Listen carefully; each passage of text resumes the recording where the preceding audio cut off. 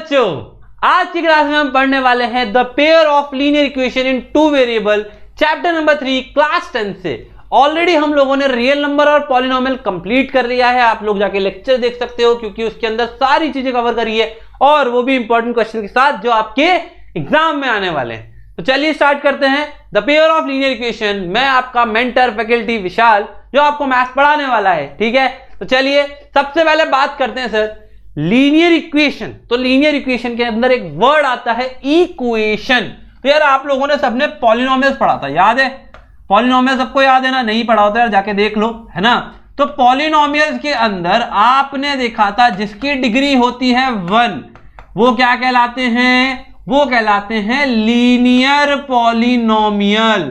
मतलब ax plus B की form में। अगर इसके आगे मैं इक्वल्स टू 0 या equals to a equals to b equals to c कुछ भी लगा दूं तो ये क्या बन गए? ये बन गया इक्वेशन, और वो भी कौन सा? Linear equation. लेकिन यहां पर कितने वेरिएबल है? एक। लेकिन अगर हम बात करें 2 वेरिएबल आ जाए और जिनकी डिग्री हो 1, है ना, क्या हो डिग्री हो 1, तो वो क्या कहलाएंगे? Linear equation in 2 variable. जैसे कि बात करें कि अगर जनरल फॉर्म जो होती है लीनियर इक्वेशन 2 वेरिएबल की वो होती है ax plus by plus c equals to 0। वहीं अगर हम बात करें जहां पर पेयर मतलब जोड़ा मतलब दूल्हा दुल्हन। अगर मान लीजिए ये इक्वेशन है, ये दूल्हा है तो दुल्हन क्या होगी? ऐसी की ऐसी सेम होगी। तो इसमें हमने थोड़ा सा वेरिफिकेशन किया है, थोड़ा सा बदलाव करा, मतलब वेरिएशन आया कि a1x plus b1y is equal to c1, या फिर प्लस c1 भी हो सकता था वो, a2x plus b2y is equal to c2। अब ये क्या है? मान लीजिए ये है आपका दूल्हा। कौन है सर? ये दूल्हा। तो ये कौन होगी? दुल्हन। दूल्हे का चेहरा सुहाना लगता है। तो ये जोड़े हो गए, पेयर हो गए, है ना। पेयर होके इन्होंने शादी कर ली आपस में, ठीक है। अब यहां पर a1 a2 b1 b2 बच्चे हो गए, c1 c2, है ना। तो ये है इनके रियल नंबर्स होते हैं, ठीक है। तो ये जनरल फॉर्म होती है और स्टैंडर्ड फॉर्म होती है। इसी फॉर्म में सारी इक्वेशंस आपको नजर आनी चाहिए। तो बात करते हैं सर सॉल्यूशन। सॉल्यूशन क्या होता है सर? आपने पॉलिनोमियल में आपने कहा था सर ये इक्वल टू 0 कर दो, तो यहां से x की वैल्यू आएगी माइनस बी बाई ए। इसका मतलब क्या है कि minus B by A put करने पर LHS इक्वल्स टू RHS हो गया। ये दोनों इक्वल्स टू 0 हो गए ना। तो यहां भी सेम चीज है, यहां पर आप x की और y की ऐसी वैल्यू पुट करो, मान लो अल्फा और बीटा, जिससे कि यहां का जो LHS है वो RHS के बराबर आ जाए। लेकिन इसकी तो इनफाइनाइट तरीके होंगे, है ना। मान लो हमने कहा कि सर इसकी वैल्यू रख दो 1/2 और इसकी वैल्यू रख दो 5/3, तो ये 5 इक्वल टू 5 आ जाएगा। लेकिन यार एक बात समझ में नहीं आई कि ये नहीं कर सकते हम, क्योंकि यार ये एक इक्वेशन में रखने से काम नहीं चलेगा। यहां पर दोनों इक्वेशन में पुट करके देखना पड़ेगा कि दोनों इक्वेशन में LHS इक्वल टू RHS आ रहा है या नहीं। तो अगर मान लीजिए कोई भी ऐसी वैल्यू अल्फा और बीटा रखने से दोनों इक्वेशन का LHS और दोनों इक्वेशन का RHS बराबर आ गया, तो आप बोल सकते हो, क्या बोल सकते हो? कि वो अल्फा और बीटा सॉल्यूशन है उस इक्वेशन का। क्लियर है? समझ में आ गई सबको? चलो अब बात करते हैं सर, जब भी आप ग्राफ बनाएंगे, देखो 2 इक्वेशन है ना, एक और ये 2 इक्वेशन है, तो 2 ही ग्राफ बनेंगे और 2 ही लाइन बनेगी। क्यों सर? हमने पढ़ा था लीनियर पॉलिनोमियल का जब ग्राफ बनाते हैं तो स्ट्रेट लाइन बनता है। तो यहां पर आपकी कितनी लाइन बनेगी? 2 लाइंस बनेगी। और इस टॉपिक से एग्जाम में क्वेश्चन आता है, लिख लो यहां पर। क्या लिखोगे? एग्जाम में क्वेश्चन आता है, ये लिख लो यार, कंपलसरी हिंदी में लिख लेना ताकि दिखता रहे, ठीक है। और ये नोट्स आपको मिल जाएंगे, टेलीग्राम चैनल ज्वाइन कर लो, इसी वीडियो के नीचे आपको डिस्क्रिप्शन में लिंक मिल जाएगा, ठीक है। वहां पर आपको पूरे नोट्स में अवेलेबल करा दूंगा, ठीक है। तो ये 2 इक्वेशन है, ये a1 a2 b1 b2 c1 c2 पे डिपेंड करता है कि लाइन कैसे नेचर की होगी। देखो अब 2 लाइन है, पहला केस है दोनों लाइन एक दूसरे को कट कर रही हो, एक ही पॉइंट पे कट करेगी, 2 पे तो नहीं करेगी, ऑब्वियसली नॉट। तो एक पॉइंट पे कट करेगी, इसको कहते हैं इंटरसेक्टिंग लाइन, और इसके लिए कंडीशन होती है a1 upon a2 not equal to b1 upon b2, और इसको कहते हैं हम यूनिक सॉल्यूशन। क्या कहते हैं हम इसको? Unique solution. एक अकेला सॉल्यूशन है तो इसको कहते हैं यूनिक सॉल्यूशन। फिर अगर हम बात करें कोइंसिडेंट लाइन, मतलब लाइन एक के ऊपर एक ओवरलैप कर रही है, इसको हम कहते हैं इनफाइनाइट सॉल्यूशन। क्या कहते हैं हम इसको? Infinite solution. लेकिन अब इन दोनों में सॉल्यूशन है, इसमें एक है, इसमें इनफाइनाइट है, तो इसको कहेंगे कंसिस्टेंट, मतलब सॉल्यूशन होना। कोई ना कोई सॉल्यूशन होना चाहिए, इसीलिए कहते हैं इनकंसिस्टेंट, सॉरी कंसिस्टेंट। फिर अगर लास्ट वाला पैरेलल, पैरेलल बोलते हैं a1/a2 equal to b1/b2 not equal to c1/c2 parallel line. क्या ये दोनों एक दूसरे को कट करेंगे कभी भी अगर चल रहे हैं आगे पीछे, जैसे पटरियां होती है रेल की? नहीं करेंगे ना। तो ये होता है नो सॉल्यूशन। नो सॉल्यूशन मतलब सॉल्यूशन नहीं होना, और सॉल्यूशन नहीं होने का मतलब होता है इनकंसिस्टेंट। इससे एग्जाम में क्वेश्चन आया हुआ है, अभी आपको बता भी देंगे, ठीक है। चलो देखते हैं क्वेश्चन क्या है। क्वेश्चन कह रहा है if the pair of linear equation in two variable is consistent. अगर पेयर ऑफ लीनियर इक्वेशन जो है वो कंसिस्टेंट है तो क्या होना चाहिए? क्या वो इंटरसेक्टिंग होगी? हाँ होगी। क्या वो पैरेलल होगी? नहीं। क्या वो कोइंसिडेंट होगी? हाँ होगी। लेकिन ऑलवेज होगी? नहीं। तो लास्ट वाला ऑप्शन क्या, इंटरसेक्टिंग भी हो सकती है और कोइंसिडेंट भी हो सकती है, तो हम बोलेंगे D option is the correct answer. Clear है सबको? समझ में आ गया? चलिए अगले क्वेश्चन पे चलते हैं। अगला क्वेश्चन है the value of k for which the system of equation x plus y minus 4 and 2x plus k y equal to 3 has no solution. तो यहां पर आपको पता चलना चाहिए नो सॉल्यूशन क्या होता है सर? पैरेलल लाइन, है ना। पैरेलल लाइन मतलब कोई सॉल्यूशन नहीं है, इनकंसिस्टेंट है। तो क्या कंडीशन थी sir? a1/a2 equal to b1/b2 not equal to c1/c2।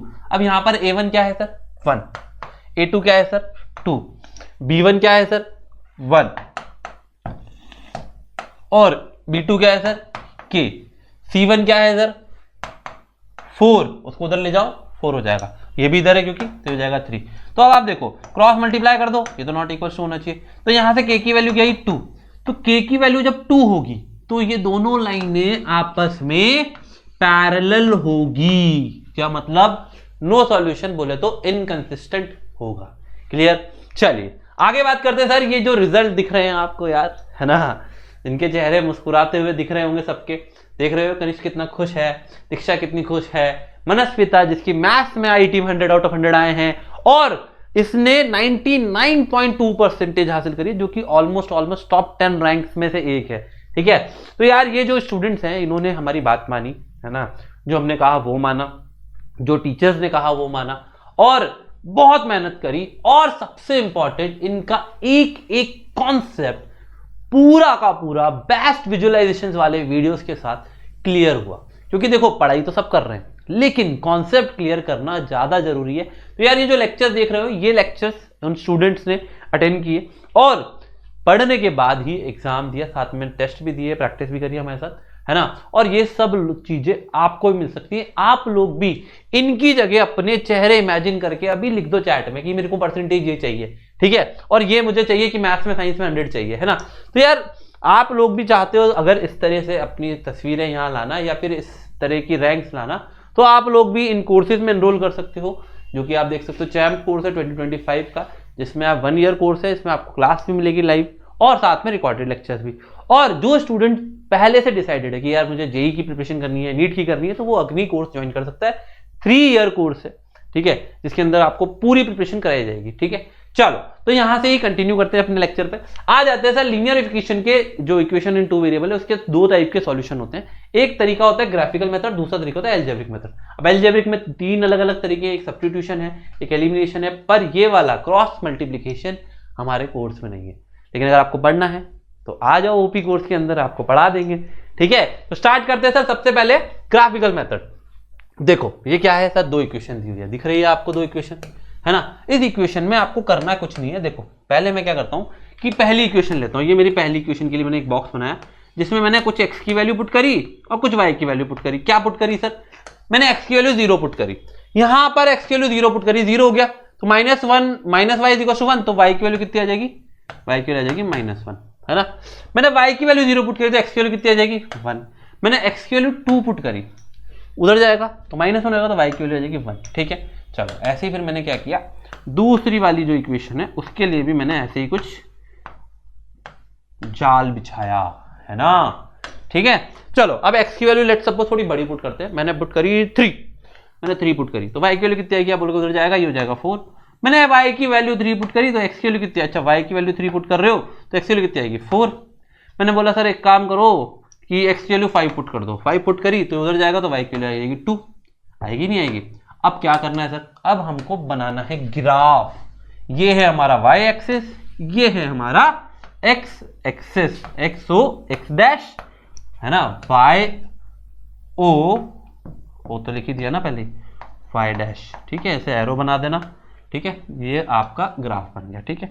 अब यहां पर आपको पॉइंट्स मार्क करने, जैसे मान लीजिए ये है 1 2 3 4 5 है ना, इधर -1 -2 -3 -4 -1 -2 -3 -4 और इधर +1 +2 +3 +4 +5, ठीक है। अब देखो पॉइंट मार्क करते हैं, 0, -1 0, -1 यहां लाई करेगा, है ना, कलर चेंज करते हैं, येलो वाले से कर रहे हैं तो येलो लाइन के लिए ये वाला, है ना। फिर 1, 0 ये आएगा, फिर 2, 1 ये आएगा, तो आपकी एक स्ट्रेट लाइन ऐसे करके जाएगी ऊपर, किसकी है ये है सर x माइनस y = 1 की लाइन है, ठीक है। अगला वाला ग्राफ देखते हैं, अगला वाला देखते हैं सर, 3, 4 3 1 2 3, 4 ऊपर आएगा यहाँ पर कहीं।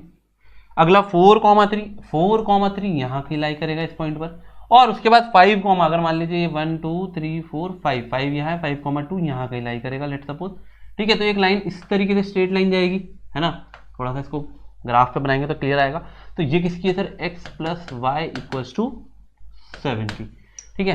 तो आप देखोगे सर ये जो 4, 3 कोऑर्डिनेट है, क्या ये दोनों लाइन पर पुट करने से LHS = RHS आ रहा है? चेक करते हैं सर, इस पे पुट करते हैं सर, 4, 3, तो 4 - 3 = 1, तो आप बोलोगे सर बिल्कुल सही, 1 = 1, LHS = RHS, 4, 3 4 + 3 = 7, तो ये आ गया 7 = 7, तो LHS = RHS, और इसी की हम बात कर रहे थे कि ये दोनों सॉल्यूशन हो गए, इंटरसेक्टिंग यूनिक सॉल्यूशन, क्या होगा, ये कंसिस्टेंट होगा, और आपके पास एक सॉल्यूशन यहां पर मिल गया, ठीक है। ये तरीका है ग्राफिकल मेथड का। फिर आते हैं अलजेब्रिक मेथड पे, जो कि सबसे पहला मेथड है आपके पास, कौन सा, सब्स्टिट्यूशन। सब्स्टिट्यूशन मतलब आपकी मैथ्स की क्लास थी, टीचर एब्सेंट है, पीटी वाले टीचर आ गए, क्या हो गया, सब्स्टिट्यूट कर दिया। तो यहां भी सेम काम है, यहां पर आप किसी भी एक की वैल्यू ले लो, जैसे कि मैंने क्या करा, यहां से x की वैल्यू ले ली, ठीक है। x की वैल्यू क्या आ गई मेरे पास, 3 - 2y, ये आ गई। मैंने क्या करा, पुट कर दिया इसको, put in, let suppose this is equation 1, this is equation 2, put in equation 1, ठीक है, आपने पुट कर दिया, ये हो जाएगा 7 × 3 - 2y - 15y = 2, ठीक है। आपने सॉल्व किया, ये हो जाएगा 3 7 21, 3 ये होगा -14y + 15y = 2। आपने क्या करा, इसको उठा के लिया है वहां पर, तो ये हो गया माइनस का, ये हो गया 929y, और ये हो जाएगा -19, ठीक है। थोड़ा सा कॉम्प्लिकेटेड नंबर आ गया, तो y की वैल्यू कितनी हो गई, माइनस तो कट गया 19/29 हो गई, ठीक है। ये आपकी y की वैल्यू आ गई। x की वैल्यू आप लोग बता दो यार, कैसे बताओगे, आप बोलोगे सर कुछ नहीं करना, यहाँ पे 3 - 2 × 19/29 पुट करेंगे और सॉल्व कर देंगे। आपको सॉल्व करना आता है, फटाफट सॉल्व करो और आंसर कमेंट या चैट में लिख दो, फटाफट लिख दो जल्दी से, ठीक है, लिख दोगे। चलो आगे बात करते हैं सर, नंबर, क्या ये वाले वर्ड प्रॉब्लम, ये बड़े दिक्कत देते हैं सर, नंबर वाले वर्ड प्रॉब्लम, है ना।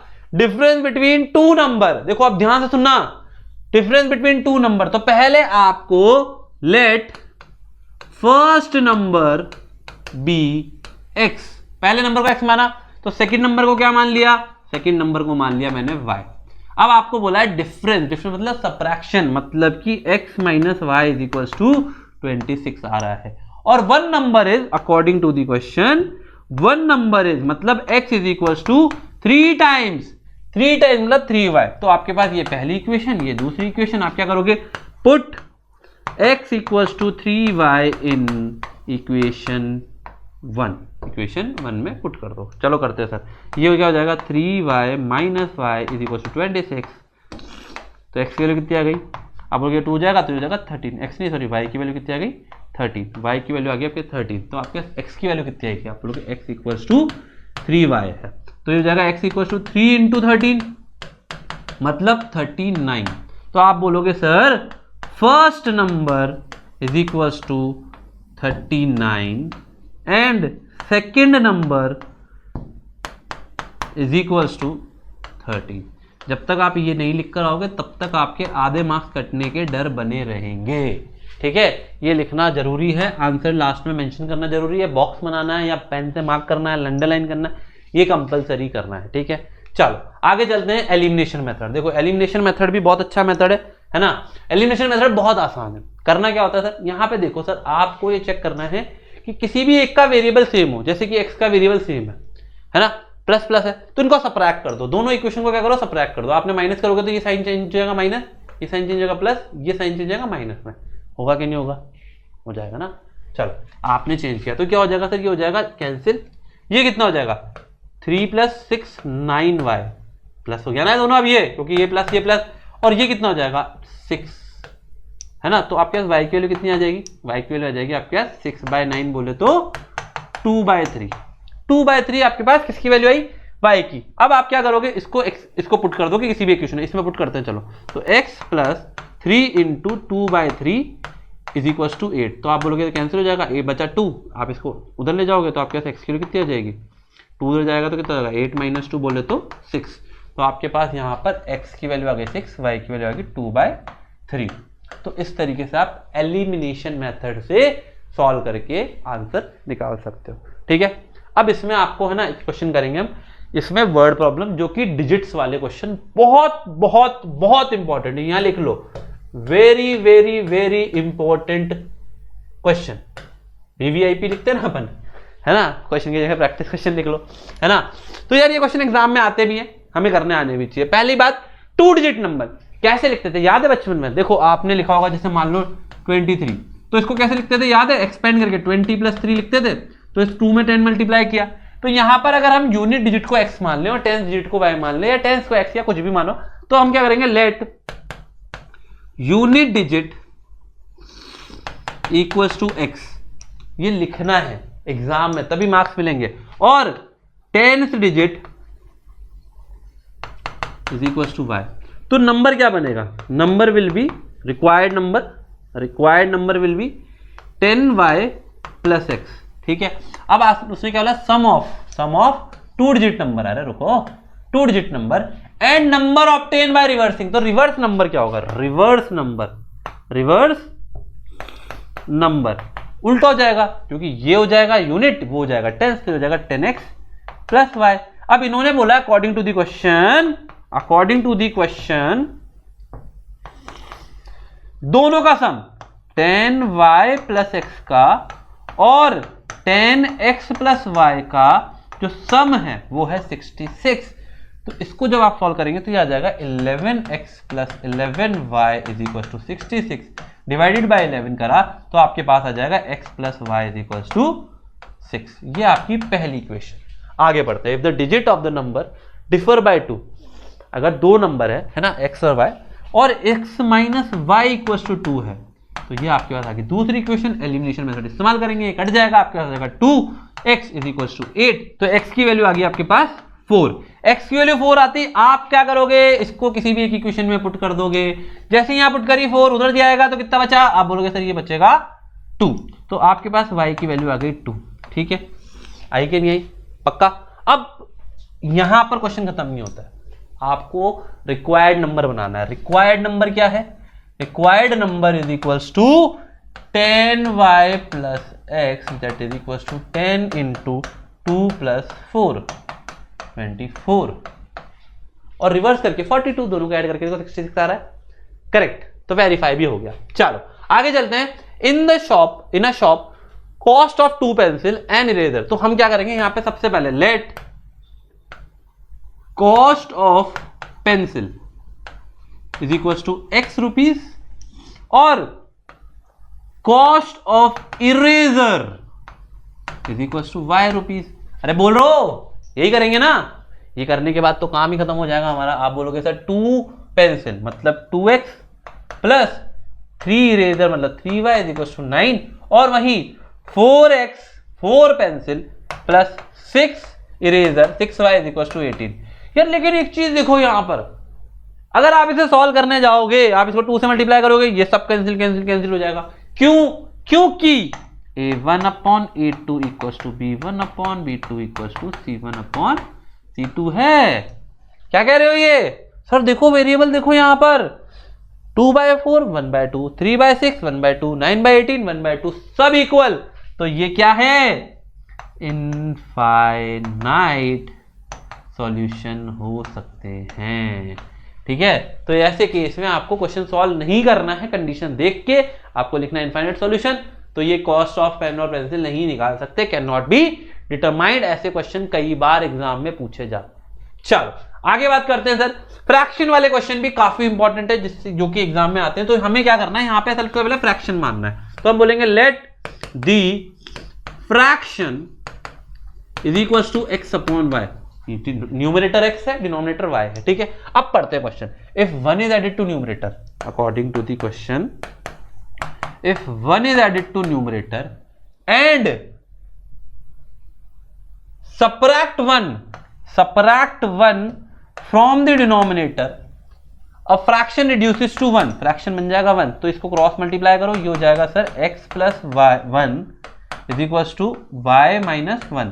तो ये उधर चल जाएगा, ये उधर चल जाएगा, तो आपके पास आ जाएगा x minus Y is equal to minus का 2। पहली इक्वेशन आपके पास आ गई। ठीक है, आगे देखो अगला क्या कह रहा है। इफ इट बिकम 1/2, जो फ्रैक्शन था वो 1/2 बन गया। कब?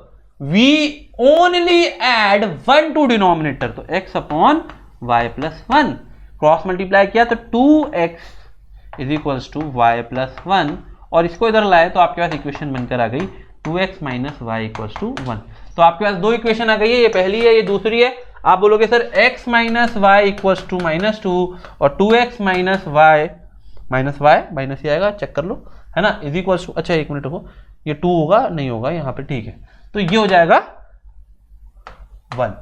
तो आप इसको क्या करोगे, माइनस प्लस माइनस, ये कैंसिल, ये हो जाएगा माइनस का, सॉरी ये हो जाएगा सिर्फ माइनस का x, और ये हो जाएगा माइनस का 3। तो x की वैल्यू कितनी आ जाएगी 3, और y की वैल्यू कितनी आ जाएगी, y की वैल्यू चेक करते चलो, 3 आई है, x वैल्यू 3 यहाँ पे पुट करो, उधर जाएगा तो -5, तो माइनस वाई इक्वल टू -5, तो बोले तो 5। तो फ्रैक्शन क्या होगा, required fraction is equal to 3/5। This is your final answer. Clear है? I hope everyone is clear with it. चलो आगे बात करते हैं सर। एक और सवाल है जो कि एज पर बेसिस पर है ना।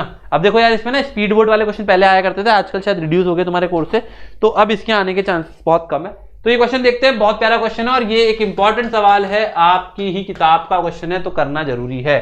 चलो पढ़ते हैं एक बार। पहले क्या कह रहा है, 5 year ago Noori was thrice old as Sonu, 10 year old after 10 year, मतलब 10 साल बाद Noori will be twice old as Sonu. तो एक काम करो, पहले नूरी की और सोनू की प्रेजेंट एज की बात करो। प्रेजेंट एज क्या मानोगे, आपने कहा सर नूरी की जो एज है x मान लो। आपने क्या कहा, let the age of Noori is equal to x years, लिखना मत भूलना ऐसे, और age of Sonu is equal to y years. ठीक है, अब बात करते हैं 5 ईयर अगो, मतलब 5 साल पहले, 5 ईयर अगो, 5 ईयर एगो, 5 साल पहले नूरी कितने साल की होगी, x माइनस 5, और सोनू कितने साल का होगा, y minus 5। According to your question, Noori was thrice old, Noori की एज जो है 3 गुना है। क्या है सर, नूरी की एज, मतलब x minus 5 is equal to 3 times the y minus 5। Solve करो इसको, ये हो जाएगा x और ये हो जाएगा 3y, तो इधर आ जाएगा -3y, और ये 5 उधर और ये 15 उधर, तो क्या हो जाएगा माइनस माइनस, तो ये हो जाएगा माइनस का 15। देखो उधर जाएगा तो ये तो हो गया माइनस का 15, और ये इधर से माइनस का प्लस का 5 हो जाएगा, तो बच्चा कितना, माइनस का 10। ये पहली इक्वेशन। ठीक है, अब अगला जो पार्ट है वो है 10 ईयर लेटर, 10 ईयर लेटर। ठीक है, 10 साल बाद। तो नूरी की एज कितनी होगी, पहले नूरी की एज की बात करते हैं। नूरी हो जाएगी x प्लस 10, और सोनू कितने साल का हो जाएगा भाई, सोनू कौन सा वाला सोनू, उस वाले सोनू की बात नहीं कर रहा हूं मैं। ठीक है, तो अकॉर्डिंग टू दी क्वेश्चन क्या कह रहा है, देखो, Noori will be twice, Noori will be मतलब x plus 10 will be twice of y plus 10। तो ये कितना हो गया, अब बोलोगे हो जाएगा x माइनस, ये हो जाएगा 2y इधर आ जाएगा, और ये हो जाएगा 20 उधर जाके कर देगा किसका, माइनस का 10, मतलब कि 10 के बराबर। एक इक्वेशन ये, एक इक्वेशन ये, दो इक्वेशन दो वेरिएबल। सॉल्व करोगे आंसर आपके सामने चुटकियों में आ जाएगा। क्यों, क्या कहते हो, आएगा नहीं आएगा? ट्राई करके देखो, फटाफट आंसर बताओ क्या आ रहा है जल्दी से। ठीक है, आप क्या करोगे, सॉल्व करोगे इसको, बहुत आसानी से सॉल्व कर दोगे। आपके पास यहाँ पर आ जाएगा ये एक इक्वेशन, ये दूसरी इक्वेशन क्या है, x minus 3y is equal to minus का 10। आप क्या करोगे, माइनस करोगे, प्लस करोगे, माइनस करोगे, मतलब इसको भी प्लस करोगे, ये हो जाएगा y इज इक्वल टू कितना, 20। y कौन है, सोनू। तो x कितना आ गया भाई, x की वैल्यू भी निकाल लो ना, ये 20 आ गया, 20 20 ये हो गया 40, इधर आएगा 50, तो x की वैल्यू आएगी 50। तो यहाँ क्वेश्चन नहीं छोड़ना है, यहाँ पे क्वेश्चन नहीं छोड़ना है, आपको बोलना है age of Noori is equal to 50 years and age of Sonu is equal to 20 years। ये करके आपको आंसर को बॉक्स में रखना है या फिर आपको मेंशन करना है कि ये आंसर है। ठीक है, चलो आगे बात करते हैं। सर आपका जानी दुश्मन कौन है, ये जानी दुश्मन है ना तुम्हारा, है कि नहीं, है कि नहीं, जानी दुश्मन है। जानी दुश्मन क्यों है सर, क्योंकि ये हमारे सवालों को, हमारे जो दिमाग के जो सवाल है ना और खोल देता है। ठीक है, तो क्वेश्चन देखो पहले, the graph of linear equation 3x + 2y is equal to 12 and 5x - 2y is equal to 4 is intersecting. तो आप चेक करो, 3/5 क्या नॉट इक्वल है 2/-2 के, बिल्कुल सही है। तो यार ये तो ट्रू है ना। और यहाँ कंडीशन देखो, the graph of linear equation a1x + b1y + c1 = 0 and a2x + b2y + c2 = 0 given pair of linear equation intersecting, मतलब इंटरसेक्टिंग लाइन देगा। अगर ये कंडीशन है, यार यही तो कंडीशन यहाँ यूज करिए। पहली बात तो ट्रू है, पहली बात तो ट्रू है, और रीजन जो है वो करेक्ट एक्सप्लेनेशन है ऊपर वाले असर्शन का। तो आंसर क्या हो गया, अरे कमेंट में भी दे दो यार तुम लोग फटाफट। मेरी तरफ से तो आंसर ए है। ठीक है, ए है ना, चमका कि नहीं चमका, इसको नहीं चमका है बता देना मुझे। ठीक है, तो ये क्वेश्चन हमने कर लिया है। ठीक है, चलिए तो यार इतना ही था इस लेक्चर में मेरी तरफ से। तो अभी भी फिर आपको एक बार और बता देता हूँ, रिमाइंड करा दूँ कि अगर आप लोग भी उन बच्चों की तरह रिजल्ट लाना चाहते हैं तो आप लोग आज अभी इसी वक्त एनरोल कर लो, क्योंकि इनमें आपको मिलेंगे बेस्ट विजुअलाइजेशन वाले वीडियोस, सारथी सेशंस मिलेंगे, लाइव क्लासेस मिलेगी और बहुत सारी और भी चीज़ें हैं। ठीक है, तो आपको चैम्प कोर्स या फिर अग्री कोर्स जो भी आपको अप्रोप्रिएट लगता है उस कोर्स में एनरोल करें और जुड़ जाइए हमारे साथ आपके 95+ के सफर में। ठीक है, तो ऑल द वेरी बेस्ट, मिलते हैं अगली क्लास में जो होगी क्वाड्रेटिक इक्वेशन की। Bye bye.